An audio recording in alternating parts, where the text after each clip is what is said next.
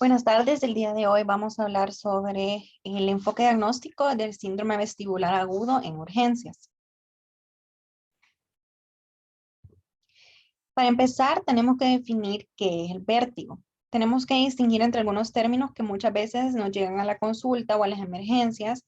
El paciente nos refiere que tiene vértigo, pero en muchas de las veces en realidad no es vértigo, sino son otras manifestaciones las que el paciente presenta. Entonces tenemos que distinguir el vértigo del presíncope del desequilibrio. El presíncope pues es una sensación que tiene el paciente de que en cualquier momento se puede desmayar.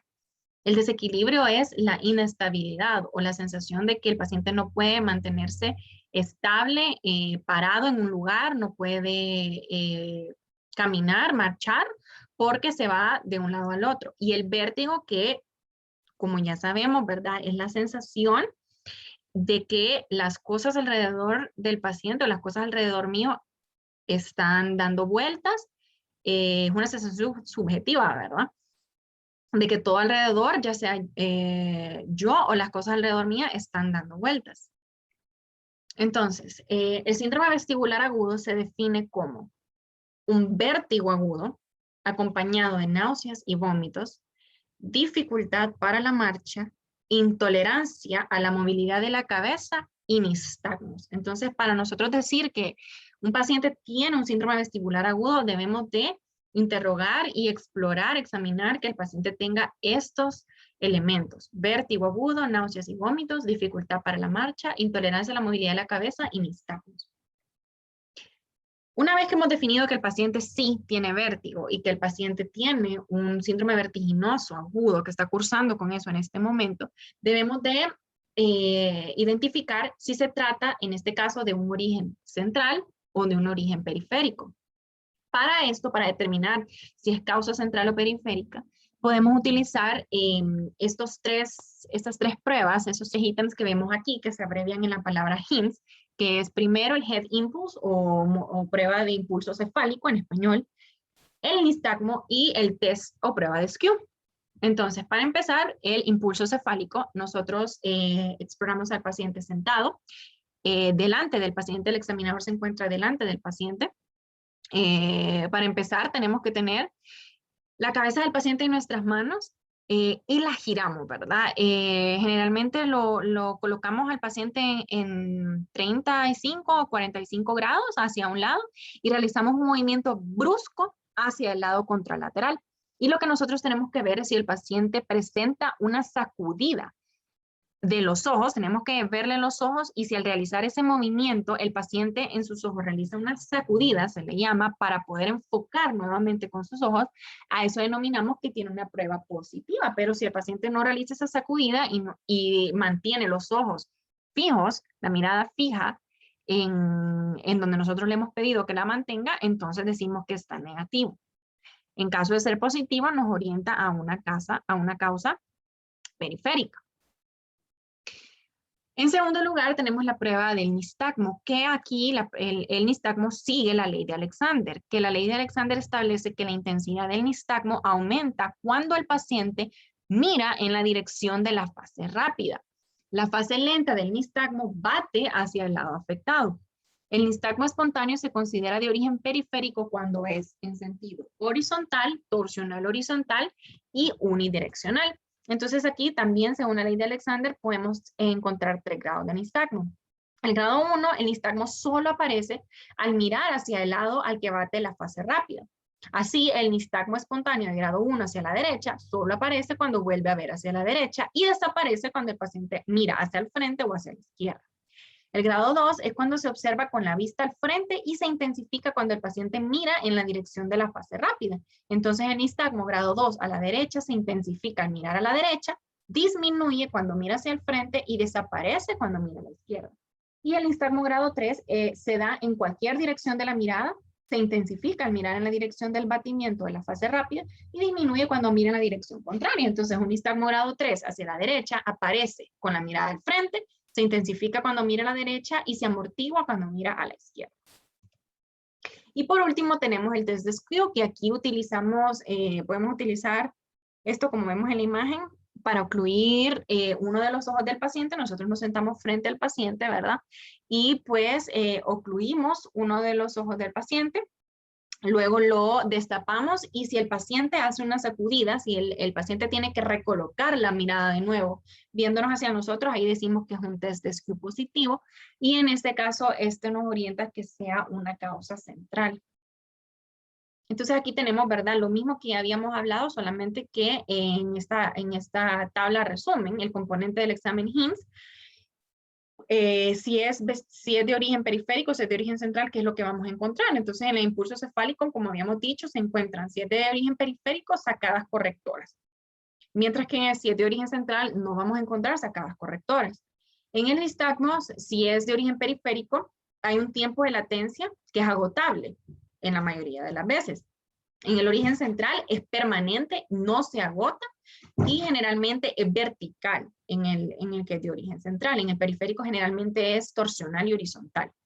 Y el test de SKU, si es de origen periférico hay un alineamiento normal de la mirada y no hay sacadas correctoras. En cambio, si es de origen central, hay sacadas correctoras de forma vertical cuando se descubre el ojo por un alineamiento anormal. Entonces aquí hay ciertas claves que tenemos que tomar en cuenta para diferenciar si un síndrome vestibular es de origen central o es de origen periférico. Por ejemplo, aquí, como habíamos hablado, ¿verdad? El nistagmo, generalmente en el periférico, hay una latencia de 5 a 40 segundos, en el central no hay. El periférico se agota, el central no hay. La intensidad de los síntomas en un vértigo periférico es severa, en un vértigo central es leve o moderada. La duración del nistagmo, generalmente el periférico es menor de 1 minuto, en el central es mayor de 1 minuto. El nistagmo es rotacional y horizontal en el periférico, nunca vertical, en el central es vertical generalmente, pero también puede ser horizontal o rotacional. Hay alteración de la marcha, en el vértigo periférico es leve, en el vértigo central es severa. Hipoacusia y tinnitus lo encontramos más frecuentemente en el vértigo periférico, en el central es raro. Y focalizaciones neurológicas, pues más que todo es de origen central. Y pues hablando un poquito de la fisiopatología, hay muchos sistemas, como sabemos, ¿verdad? Que se integran al final unos con otros y que juegan un papel importante en cuanto a al equilibrio, ¿verdad? Entonces, aquí podemos ver que juega un papel importante el sistema osteomuscular, las aferencias propioceptivas, las aferencias visuales y vestibulares, el tallo cerebral, el cerebelo, corteza cerebral. Entonces, si cualquiera de estos sistemas tiene alguna falla o está afectado por cualquier razón, entonces es cuando va a haber un impasse y el paciente va a empezar con los síntomas.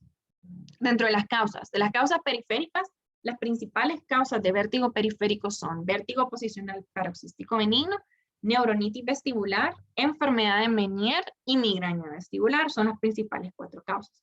Dentro de las causas centrales podemos encontrar muchas, pero las que más se mencionan son la hemorragia cerebelar y el infarto del tallo cerebral. Ahora, la historia clínica, pues vamos a encontrar que el paciente llega con una historia de que tiene una instauración aguda de vértigo, náusea, vómitos y dificultad para la deambulación. Ese es el cuadro como general que va a tener el paciente. Y al examen físico, pues vamos a buscar, obviamente, busca de síntomas neurológicos, porque lo primero que queremos descartar es que el paciente tenga algo neurológico, lo más grave que podamos descartar, y vamos a aplicar el test de HIMSS. Dentro de las causas de origen periférico, para mencionar un poco de ellas, ¿verdad? El vértigo posicional paroxístico benigno se debe a una movilización de los fragmentos de carbonato de calcio entre los canales semicirculares. Esto lleva a breves episodios de vértigo que son desencadenados de manera específica por los cambios de posición. En cuanto a la neuronitis vestibular, se da un vértigo severo y prolongado y generalmente está precedido de una causa viral, de un cuadro viral. Es de inicio súbito y persistente, hay nistagmo espontáneo, generalmente horizontal, y también se acompaña de síntomas vegetativos. La enfermedad de Meniere se caracteriza por ser un vértigo episódico, con pérdida fluctuante de la audición y tinnitus. Esa es como la triada. Y la migraña vestibular, que son síntomas migrañosos como cefalea pulsátil, fotofobia y fonofobia, además de también síntomas vegetativos, el nistagmo, como ya lo hemos visto anteriormente. Hablando de la migraña vestibular, pues hay ciertos criterios que tenemos que tomar en cuenta para poder hacer el diagnóstico, que es por lo menos 5 episodios de síntomas vestibulares de intensidad moderada o severa que duran entre 5 minutos y 72 horas, una historia actual o previa de migraña, una o más características de la migraña en por lo menos 50% de los episodios. Cefalea, que tiene que ser de características pulsátil, unilateral, dolor moderado severo, fotofobia, fonofobia, aura visual, y los síntomas no se atribuyen a otra enfermedad vestibular. Todos los trastornos mencionados generan vértigo de origen periférico y se diagnostican clínicamente. Y dentro de las causas de origen central tenemos el infarto vertebrovascular como primera causa, la cerebelitis aguda, y cualquier síndrome cerebeloso puede dar vértigo. Entonces aquí tenemos un pequeño resumen de un protocolo que se puede seguir. Diagnóstico, ¿verdad? Para empezar tenemos un paciente con mareo. Confirmamos que sí, de hecho, tiene vértigo. Ahora, ¿es un cuadro sugestivo de vértigo o debemos de buscar algún otro síndrome que sea asociado a desequilibrio o a un presíncope? Ok, si sí es un cuadro sugestivo de vértigo, debemos de investigar si es de inicio agudo, si hay nistagmo espontáneo o evocado, si hay dificultad para la marcha, intolerancia a los movimientos cefálicos, náuseas o vómitos, y si duran 24 horas al menos o por varias semanas. Si tenemos que alguno de estos criterios está positivo, cualquiera de que forma parte del HINS, debemos de realizar, si tenemos que cualquiera de estos síntomas o signos presenta el paciente, entonces tenemos que realizar HINS, ¿verdad?